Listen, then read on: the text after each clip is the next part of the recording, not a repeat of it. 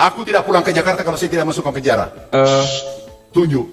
Aku penjarakan hari ini. Saya telepon Kapolda. Siapa orangnya? Ada? Banyak, Namanya? Pak. Enggak banyak, satu aja. Tunjukkan saya satu. Lah, jangan bawa katanya di depanku. Karena saya eksekutor.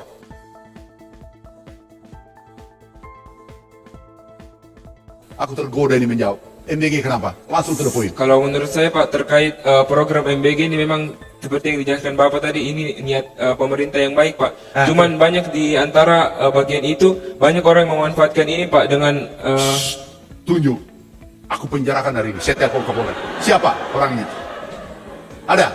banyak Namanya? Pak. Enggak banyak, satu aja. Tunjukkan saya satu. Siapa namanya? Satu tunjuk, satu aja. Satu, aku tidak pulang ke Jakarta kalau saya tidak masuk ke penjara. Satu, siapa namanya? Tahu, itu saya penjarakan. Nih, nah ini traktor yang dikirim kemarin. Itu pakai kapal laut, angkatan laut. Tuh traktor tuh. Nah, terus yang saya penjarakan kemarin, nih. Sudah pernah dengar nama saya penjarakan orang? Tuh, 76 tersangka. Kamu mau tambah jadi 80. Tahu minyak goreng, mafia minyak goreng. Tunjukkan. Itu saya cabut izin 2000. Tunjukkan siapa satu aja yang mainkan MBG. Aku tak beresin. Aku telepon Kapolda, sekarang dijemput. Siapa namanya? Ada.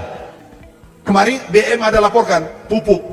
Langsung aku tutup di mana tuh, NTB ya? NTB ya? Aku langsung tutup. Berkali dia pulang. Aku tutup. Aku tidak salah, enggak tutup, enggak boleh. Mahasiswa bilang ini salah. MBG satu aja. Sudah Pak. Siapa? Sudah Pak, terima kasih. Nanai.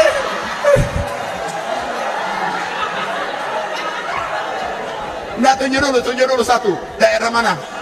Daerah mana MBG yang rusak? Aku cek. Tidak tahu Pak. Tidak tahu ini. Oke, makasih nak, sudah.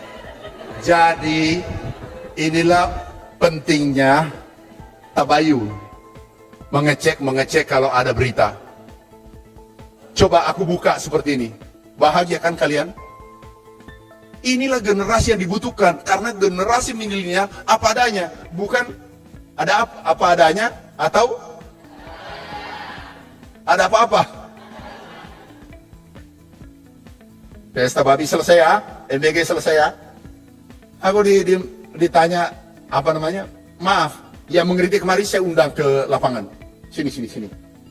Kenapa? Yang mengkritik itu, yang menghina itu adalah sahabat sejati. Kalau mau menjadi tangguh. Ini tunjukkan fotonya. Aku undang Pak Isanuddin Nursi, profesor, undang. Sini, semua kita buku-bukaan. Terakhir saya kejar kayak gini. Mana itu yang rusak itu? Saya pecat di depanmu. Dia bilang, itu katanya. Lah, jangan bawa katanya di depanku. Karena saya eksekutor. Saya eksekutif. Oke. Alih fungsi lahan. Mana tadi alih fungsi lahan?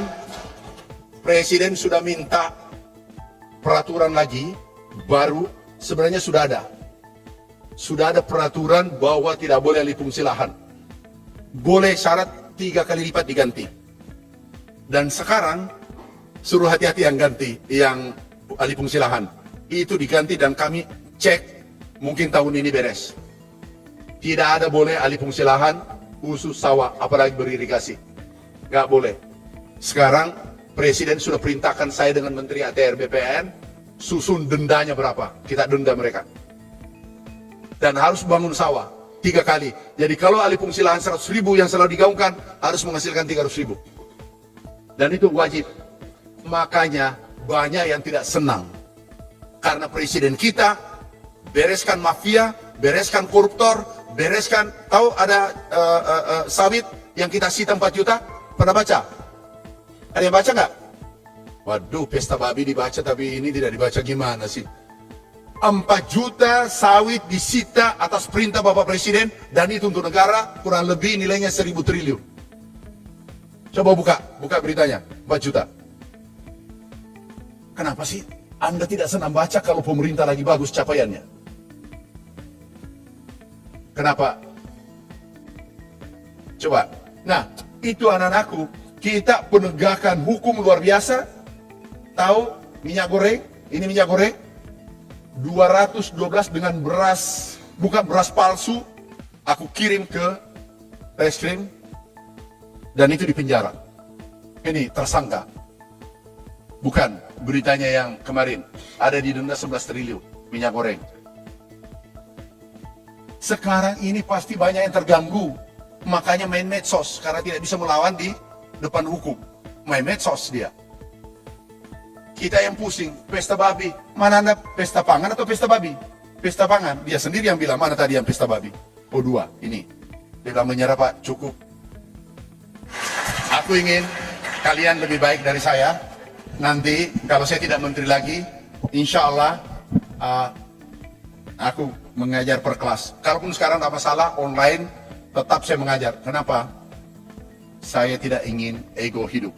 Saya ingin negara ini menjadi negara superpower sebelum ajal menjemputku, dan itu ada di tangan kalian.